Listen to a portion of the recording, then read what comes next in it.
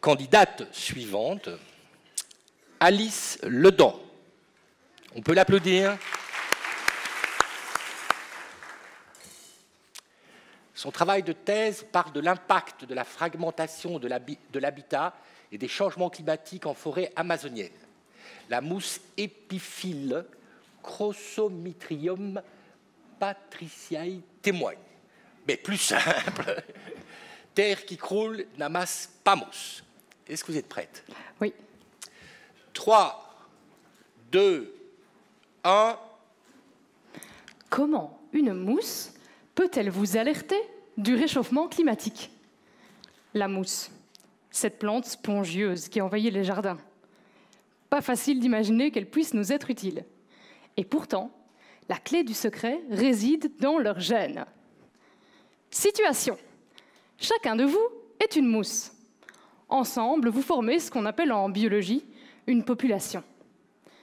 Si certains d'entre vous possèdent les gènes bleus de résistance au froid et d'autres les gènes rouges de résistance au chaud, alors que le climat se réchauffe ou qu'il se refroidisse, votre population survit, puisque certains d'entre vous survivent.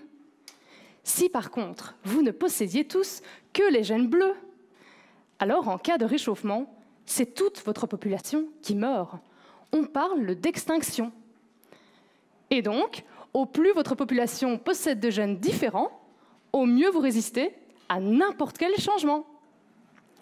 Votre défi ce soir, population MT180, est de maintenir une diversité génétique élevée. Et pour cela, une seule solution: échanger des gènes avec d'autres populations. Par échange de gènes en biologie, on entend reproduction. Nous n'irons pas jusque-là aujourd'hui, mais vous allez m'aider. Si votre conjoint provient d'un autre continent que le vôtre, levez la main. Et de fait, c'est beaucoup plus probable que vous vous reproduisiez avec un autre Belge, après avoir partagé une bonne mousse, par exemple. Et donc, plus la distance entre populations est grande, moins les reproductions sont nombreuses. La diversité génétique chute donc au sein de chaque population. Or, qui dit faible diversité génétique, dit risque d'extinction. Mon rôle est donc d'étudier les gènes des mousses en forêt amazonienne, pour déterminer cette distance maximale entre populations, au-delà de laquelle les populations amazoniennes mourraient si le réchauffement se poursuit. C'est donc à nous d'agir pour limiter le réchauffement climatique et ne jamais dépasser cette distance. La forêt amazonienne est notre poumon. C'est elle qui stocke chaque année 30% des émissions mondiales de gaz à effet de serre. Et la mousse en est son stabilisateur. C'est elle qui maintient l'humidité, humidité nécessaire à la survie de toute la forêt. Si les mousses venaient à disparaître, la Terre et ses hommes crouleraient indéniablement.